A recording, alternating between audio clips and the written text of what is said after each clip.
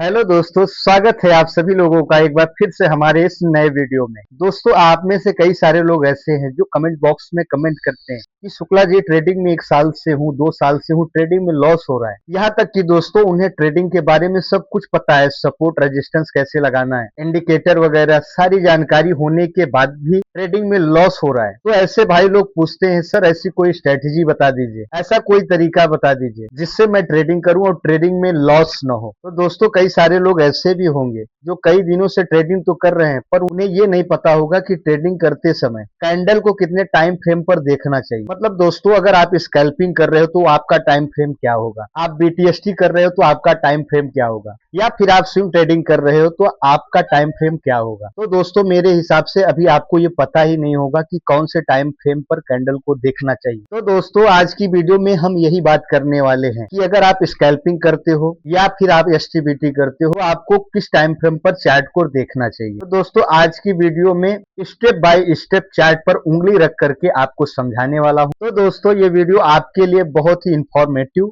और इंटरेस्टिंग होने वाली है। तो दोस्तों, उससे पहले छोटी सी रिक्वेस्ट है, अगर अभी तक आपने चैनल को सब्सक्राइब नहीं किया है तो प्लीज चैनल को सब्सक्राइब कर लीजिएगा और हो सके तो इस वीडियो को लाइक कर लीजिए। तो चलिए बिना देरी करते हुए वीडियो को स्टार्ट करते हैं। तो दोस्तों, मैं अभी आ गया हूं एंजल वन के चार्ट पर और यहाँ पर मैं आपको बताने वाला हूं कि आपको कौन से टाइम फ्रेम में कौन से कैंडल को देखना चाहिए ट्रेडिंग के लिए। तो दोस्तों, यहाँ ऊपर की साइड आप देख सकते हैं मिनट्स लिखा हुआ है, मतलब जितने मिनट का आपको कैंडल देखना है वहां से सिलेक्ट कर सकते हैं। ठीक है, तो सबसे पहले हम बात करते हैं, अगर आप स्कैल्पिंग करते हो तो आपको कौन सा कैंडल देखना है। देखिए दोस्तों, ट्रेडिंग के 5 टाइप होते हैं, 5 प्रकार का ट्रेडिंग होता है। आपको हर एक ट्रेडिंग करते समय अलग अलग टाइम फ्रेम को चुनना चाहिए, तभी आप एक अच्छे ट्रेडर बन पाओगे। दोस्तों, पहली जो ट्रेडिंग है उसका नाम है स्कैल्पिंग। तो दोस्तों, स्कैल्पिंग ट्रेडिंग में क्या होता है कि अगर आप कोई भी पोजीशन को बाय या सेल करते हो तो आपको 5 मिनट के अंदर अंदर उसे सेल कर देना चाहिए। तो ऐसी ट्रेडिंग को बोलते हैं स्कैल्पिंग ट्रेडिंग, मतलब आप जल्दी खरीदो और जल्दी बेच दो।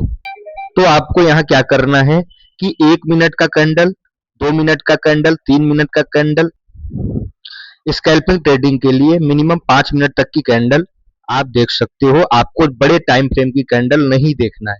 दोस्तों, दूसरी जो ट्रेडिंग का टाइप होता है उसका नाम होता है इंट्राडे ट्रेडिंग। तो दोस्तों, इंट्राडे ट्रेडिंग का मतलब है, अगर आपने कोई पोजीशन बाय की है तो आज आपको उसको सेल करना है, यानी 9:15 पर मार्केट खुलती है तो 9:15 से आपने कोई ऑप्शन बाय किया है, 3:30 पर मार्केट बंद होने से पहले ही आपको उसे बेच देना है।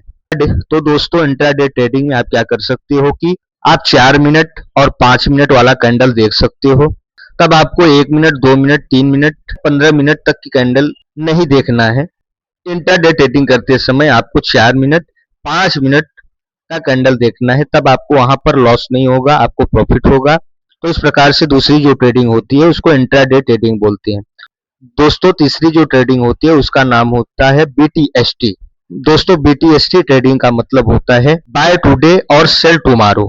दोस्तों, अगर आप बीटीएसटी ट्रेडिंग करते हो तो आपको 15 मिनट से लेकर के 3 आवर्स तक की कैंडल देखना चाहिए। तो ऐसी ट्रेडिंग को बीटीएसटी ट्रेडिंग कहते हैं। तो दोस्तों, मैं अब आपको बताता हूँ चौथे टाइप की ट्रेडिंग, उसका नाम है स्विंग ट्रेडिंग।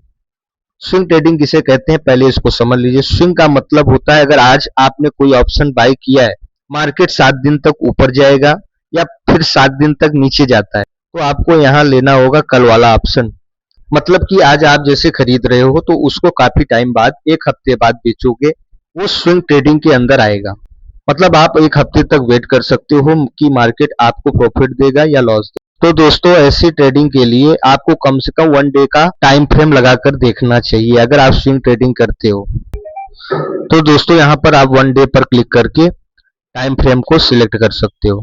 तो दोस्तों, ऐसे करके आपको एनालाइज कर सकते हो टाइम फ्रेम के हिसाब से, और जिस प्रकार की ट्रेडिंग आप कर रहे हो उसके अकॉर्डिंग ट्रेड ले सकते हो। दोस्तों, बात करते हैं 5वें ट्रेडिंग के बारे में, जिसका नाम है पोजिशनल ट्रेडिंग। इसको बड़े ध्यान से समझना है। अगर आज आप कोई ऑप्शन बाय किया है तो आपको लगता है कि लगातार ये 1 महीने तक ऊपर जाएगा या फिर 2 महीने तक या फिर 3 महीने तक मार्केट क्या करेगा, ऊपर जाएगा, तो वहां पर आप कॉल ऑप्शन को बाय कर सकते हो और 1 महीने तक उसको होल्ड करके रख सकते हो। तो ऐसी ट्रेडिंग को बोलते हैं पोजिशनल ट्रेडिंग।